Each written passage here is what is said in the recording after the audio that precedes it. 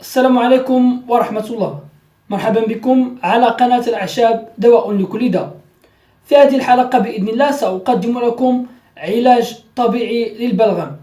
البلغم هو عبارة عن مادة مخاطية لزجة يميل لونه للأبيض أو الأخضر أو الأصفر في بعض الأحيان، وهذا يعود لطبيعة السبب المؤدي لحدوث البلغم.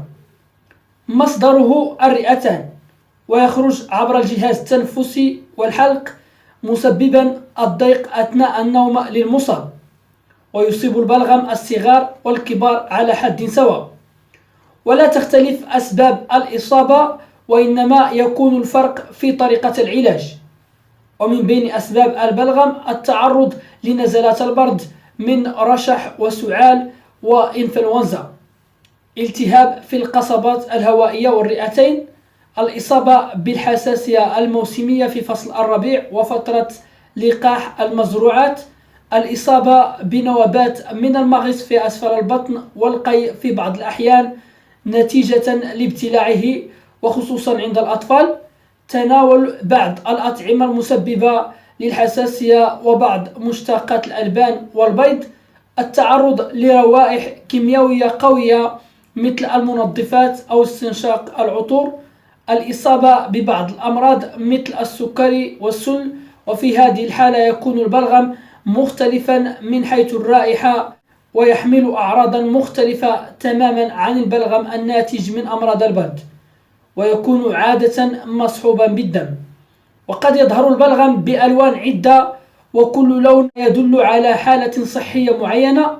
فالبلغم الأبيض أو الرمادي يدل على الإصابة بالتهاب المجاري التنفسية العليا أو باحتقان الجيوب الأنفية، وقد يدل الرمادي بالذات على التدخين أو استنشاق كميات كبيرة من ملوثات الهواء والغبار.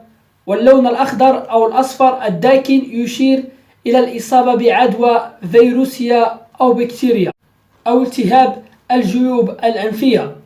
وقد أشارت إحدى الدراسات إلى أن ظهور البلغم الأخضر لا يعني بالضرورة الإصابة بالالتهاب.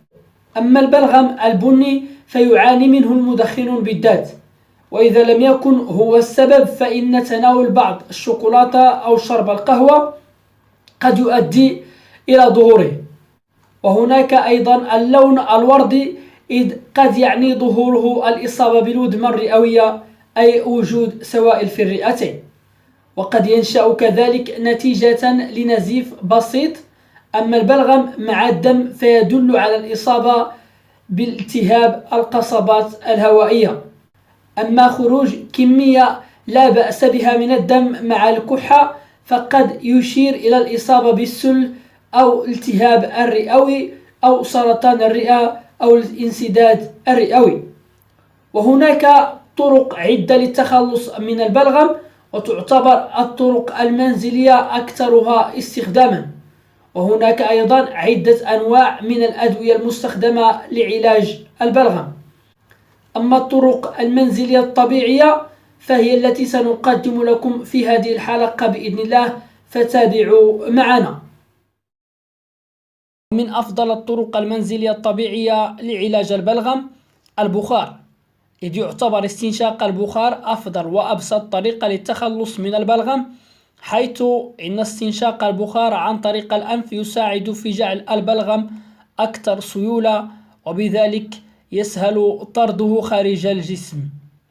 ويتم ذلك بصب الماء المغلي الساخن في وعاء كبير، ووضع منشفة فوق الرأس، واستنشاق البخار مدة 5 إلى 10 دقائق بالطريقة التي تشاهدون على الصورة مرتين يوميا، وهذا قد يساعد على تخفيف إفرازات الرئتين. ويمكن استعمال العسل بالحليب والثوم مرتين في اليوم، فللعسل والثوم خصائص مطهرة تساعد على تقوية جهاز المناعة، ويعملان على محاربة الميكروبات بأنواعها، وبالتالي يعملان على التخلص من تهيج الحلق وإزالة البلغم. مكونات الوصفة: نحتاج لكوب واحد من الحليب الطازج، وفص من الثوم كبير الحجم، وملعقة كبيرة من عسل الدغموس. نقوم بغلي الحليب على نار عالية، ثم نقوم بفرم الثوم جيدا ونضيفه إلى كوب الحليب المغلي.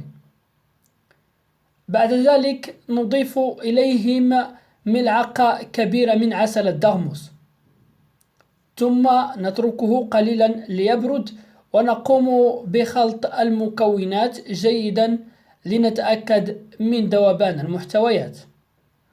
ويشرب بعد ذلك مرتين في اليوم، صباحا ومساء قبل النوم.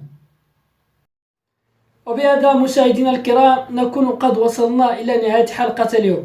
المرجو الاشتراك على قناة الأعشاب دواء لكل بالضغط على زر سبسكرايب والضغط على زر الجرس لتكون أول من يصله جديد قناتنا. هذا الحبيب كبير من قناة الأعشاب دواء لكل يحييكم، والسلام عليكم ورحمة الله وبركاته.